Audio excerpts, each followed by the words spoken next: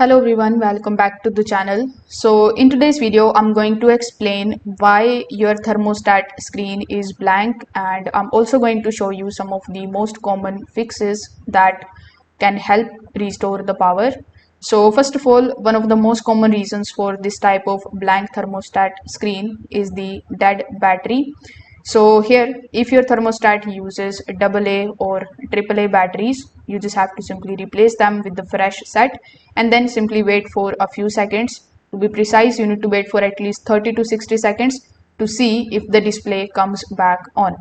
Now, another major reason is the tripped circuit breaker. So you need to simply go to your home's electrical panel, and then you need to simply check for the breaker that is connected to the furnace, air handler and the HVAC system.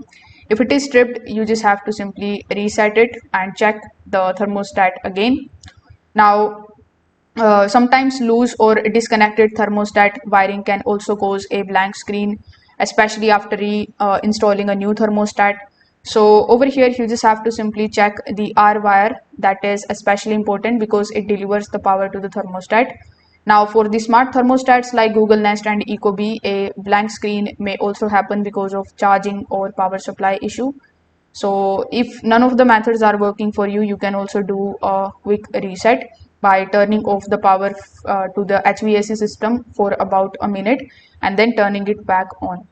So you can try these easy fixes and see if your thermostat screen blank issue is gone. So if this video helped you out, make sure that you like this video and subscribe to the channel. Thanks for watching.